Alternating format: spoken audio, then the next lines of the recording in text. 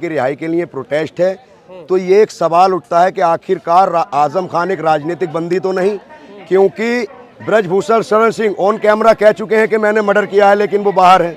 और कल ही आजम खान को एक हेट स्पीच मामले में जो उन्होंने कहा था, उनका बयान ठीक है गलत था, लेकिन उनको सजा हो गई।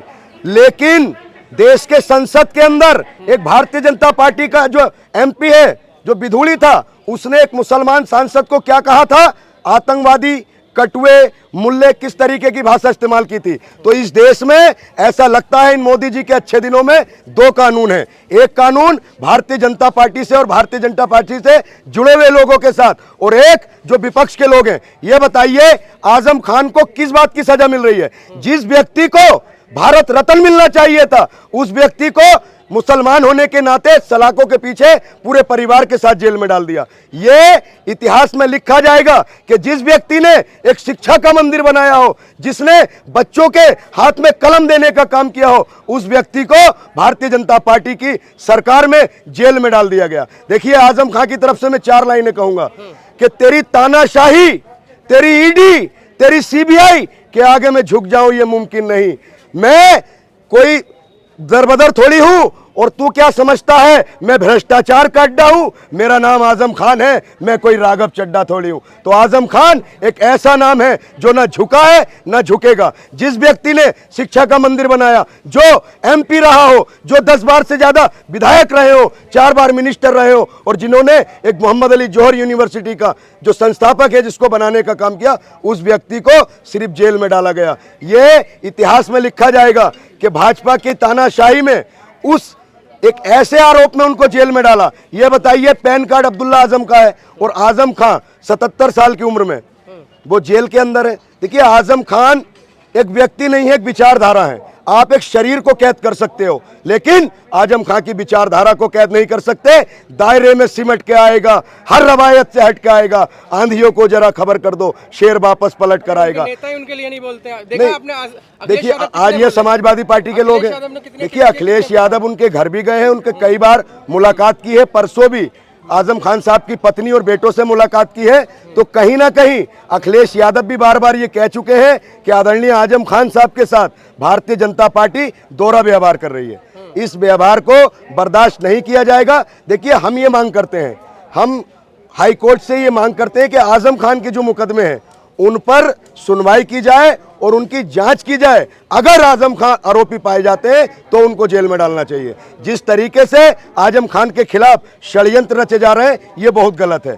सर एक बात मैं कहूंगा आजम खान की तरफ से कि सब याद रखा जाएगा, सब याद रखा जाएगा, सब कुछ याद रखा जाएगा। तुम रात लिखोगे हम चांद लिखेंगे, तुम FIR लिखोगे हमें तैयार लिखेंगे, तुम हमें जेल में डालोगे हम दीवार फांद लिखेंगे, तुम हमें कत्ल करोगे हम बन के भूत लिखेंगे और तुम्हारे कत्ल के सारे सबूत लिखेंगे। तुम अदालतों में बैठकर चुटकुल्ले लिखो, हम सड़कों दीवारों पर इंसाफ लिखेंगे। अंधे भी पढ़ ले इतना साफ लिखेंगे, बहरे भी सुन ले इतनी जोर से बोलेंगे। तुम काला कमल लिखोगे हम लाल गुलाब लिखेंगे। तुम जमीन पर जुल्म लिख दो, आसमान पर इनकलाब लिखा जाएगा। जो ये लोग यहां पर आए हैं तो आजम खान हमारे महबूब लीडर हैं, और आजम खान का पूरे हिंदुस्तान में अगर कोई सबसे सेकुलर नेता है तो वो आजम खान साहब हैं। जब उत्तर प्रदेश में माननीय अखिलेश यादव जी की सरकार थी, जब कुंभ का आयोजन हुआ था तो उसका पूरा निजाम आजम खान के हाथ में था। तो भारतीय जनता पार्टी जो आजम खान का, जितने आजम खान को मुसलमान लोग पसंद करते हैं उससे कहीं ज्यादा हिंदू भाई पसंद करते हैं। तो आजम खान एक सेकुलर नेता है। देखिए भारतीय जनता पार्टी जो मुसलमानों को भड़काएगा, जो बाबरी मस्जिद बनाएगा, जो मुसलमानों को बरगलाने का काम करेगा, ऐसे मुस्लिम नेताओं की कमान ढीली कर देते हैं। और अरे योगी जी बैठे ना, योगी जी एक संवैधानिक कुर्सी पे बैठे, हम उस कुर्सी का सम्मान करते हैं। ठीक है, जिस तरीके से प्रदेश के मुख्यमंत्री क्या नारे देते हैं कि बटोगे तो कटोगे। किसी दिन योगी जी ने यह कहा कि पढ़ोगे तो आगे बढ़ोगे, देश को तरक्की पर लेके जाएंगे, देश के लिए डेवलपमेंट करेंगे। लेकिन भारतीय जनता पार्टी के जितने भी उच्च स्तर के नेता हैं सिर्फ और सिर्फ जहर उगलने का काम करते हैं और दो समुदाय को बांटने का काम करते हैं। अरे IPS से जूते साफ कराना एक भाषा है? नहीं, अगर आजम खान ने बयान दिया था ठीक है, उनको 2 साल की कल कोर्ट ने सजा सुना दी। लेकिन मेरा सवाल देश की दलाल और गोदी मीडिया से है। आजम खान ही आरोपी है, ठीक है भैया, हमारा कुत्ता कुत्ता, साडा कुत्ता टोमी, अरे ये बताइए, कानून सबके लिए बराबर है, तो फिर ब्रजभूषण शरण सिंह ऑन कैमरा कहता है कि मैंने मर्डर किया है, और जो वो विधूड़ी था, जो सांसद था, जो देश का सबसे बड़ा जो सदन है, वहां पर एक मुसलमान सांसद को क्या कहता है, उसके खिलाफ कोई चलाया? असम का मुख्यमंत्री मुसलमानों को दिन रात टारगेट करने का काम करता है। शुभेंदु अधिकारी बंगाल को गाजा बनाने की बात करता है। योगी आदित्यनाथ मुसलमानों को टारगेट करने की बात करते हैं। देश का प्रधानमंत्री बिजली दिवाली पे आती है तो रमजान में आती है, इस तरीके की बातें करता है। अगर शमशान की बाउंड्री होती है तो कब्रिस्तान की भी होती है। तो इस तरीके की जो भाषा का इस्तेमाल भारतीय जनता पार्टी के लोगों ने किया है, भारतीय जनता पार्टी सिर्फ और सिर्फ नफरत के आधार पर देश को बांटना चाहती है। और मैं आपके चैनल के माध्यम से एक बात कहूंगा, आजम खान एक व्यक्ति नहीं है, एक विचारधारा है। आप शरीर को कैद कर सकते हो, लेकिन आजम खान के विचारों को कैद नहीं किया जा सकता। आज इस तानाशाही के, इस जुल्म के दौर में अगर यहाँ ये लोग इकट्ठा हुए हैं तो इससे ये साफ दर्शाता है कि आजम खान कोई नहीं बन सकता। तमाम समाजवादी पार्टी के नेता भी आजम खान को दरकिनार करने का काम कर रहे हैं। तो मैं उन नेताओं को बताना चाहूंगा कि विधायक भी कोई बन सकता है, सांसद भी कोई बन सकता है, मिनिस्टर भी कोई बन सकता है, लेकिन आजम खान बनना मुश्किल ही नहीं, नामुमकिन है। क्योंकि आजम खान ने इतने विधायक और इतने सांसद दिए हैं। जो लोग आज आजम खान को दरकिनार करने की बात कर रहे हैं, ये उनके लिए मैसेज जाना चाहिए कि आजम खान वो चट्टान है उत्तर प्रदेश में। अगर समाजवादी पार्टी को यहां तक लाने में किसी का योगदान है तो वो आदरणीय आजम खान साहब का। योगी जी ने कह दिया है कि जो भी क्राइम में कुछ गलत करेगा उसको चुन चुन के लिया जाएगा, बदला लिया जाएगा। नहीं, योगी जी पे तो खुद ढेर सारे मुकदमे हैं। और एक गाजियाबाद में एक भाजपा समर्थित गुंडा बैठा है पिंकी चौधरी, 3 दर्जन से ज्यादा मुकदमे हैं। और जितनी भी ये चिंटू नफरती गैंग है, इन पे सैकड़ों की तादाद में मुकदमे हैं। और योगी आदित्यनाथ जी कहते थे उत्तर प्रदेश से गुंडा प्रदेश छोड़ के चले गए, या गुंडे ऐसी जगह जाएंगे जहां जाना नहीं चाहते। जो आए दिन एनसीआरबी की रिपोर्ट में उत्तर प्रदेश क्राइम में नंबर 1 है, इसका जिम्मेदार कौन है? अखिलेश यादव है या आजम खान है? अरे संत आदमी है योगी जी। नहीं, संत आदमी है तो भैया सेवा करें, मंदिर में रहें, लोगों की सेवा करें, लोगों को जोड़ने का काम करें, सत्य प्रवचन दें। तो ये सिर्फ और सिर्फ सत्ता के लोभी है। इन्होंने एक नारा दिया था कि हिंदू खतरे में है। ये बताइए, इतनी ज्यादा पॉपुलेशन हिंदू, अधिकतर सांसद हिंदू, मुख्यमंत्री हिंदू, प्रधानमंत्री हिंदू, सारे ज्यादातर अधिकारी हिंदू, फिर भी अगर हिंदू खतरे में है और खुद को हिंदुओं का हृदय सम्राट कहने वाली भारतीय जनता पार्टी के राज में, तो मोदी जी को और योगी जी को इस्तीफा दे देना चाहिए। सबको कह रहे हैं भैया विदेश मत जाइए, और राजा बाबू फ्लाइट पकड़ के निकल गए। ए भैया पत्रकार, पूछा आपने कि मोदी जी कहाँ जा रहे हो? मगर वॉल्यूम कम कर, पापा भाग जाएगा। अब वो टाइम आ गया कि झोला उठाकर चले जाएंगे, इतनी आसानी से नहीं जाने देंगे।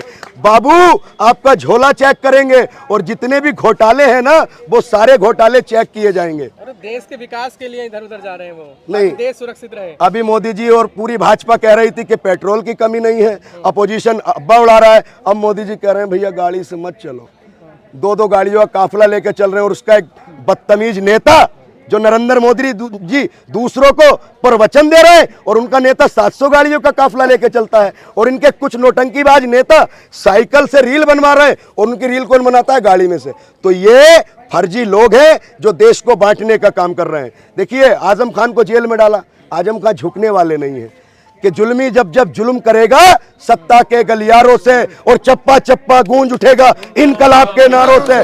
दम है कितना दमन में तेरे, देख लिया है देखेंगे, और जगह है कितनी जेल में तेरी, देख लिया है देखेंगे। सरफरोशी की तमन्ना अब हमारे दिल में है, देखना है जोर कितना बाजुए कातिल में है। वक्त आने दे, बता देंगे तुझे आसमां, हम अभी से क्या बताएं क्या हमारे दिल में है। जय हिंद, जय भारत। आजम खान, आजम खान। बंगाल में जिस तरीके से दिखाया जा रहा है कि वहाँ बुलडोजर भी चल रहा है, बुलडोजर कार्रवाई हो रही है, देखिए, वो एक शायर कहता है कि पूरी उम्र गुजर जाती है घर बनाने में, और जालिमों तुम्हें शर्म नहीं आती किसी का घर गिराने में।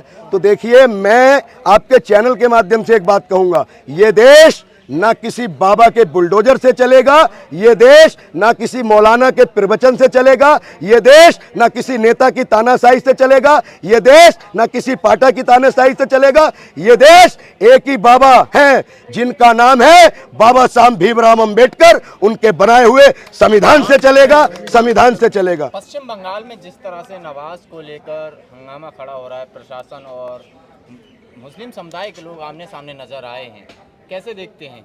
नहीं देखिए, भाजपा का एक एजेंडा है हिंदू मुसलमान करना। पत्रकार महोदय, आप पत्रकारिता कर रहे हैं, आपको फायदा है इसलिए कर रहे हैं। तो भारतीय जनता पार्टी का 1980 से एक ही इतिहास है कि फूट डालो राज करो। उनके पास जितने भी उनके जो वादे किए थे, 2 करोड़ नौकरियां प्रतिवर्ष, 11 साल हो गए, 12 साल, 22 करोड़ नौकरियां कौन देगा? देखिए, मोदी जी और भारतीय जनता पार्टी झूठी पार्टी है। अगर इस देश का कोई सबसे झूठा प्रधानमंत्री है तो वो नरेंद्र मोदी हुए हैं। अगर कोई सबसे ज्यादा वादा खिलाफी करने वाले प्रधानमंत्री हुए हैं तो वो नरेंद्र मोदी जी हुए हैं। जनता को झूठे झूठे प्रवचन देने वाले अगर इस देश में आजादी के बाद से कोई प्रधानमंत्री हुए तो वो नरेंद्र मोदी जी हुए हैं। तो भाजपा का एक ही सपना, राम राम जपना और पूरा माल अपना।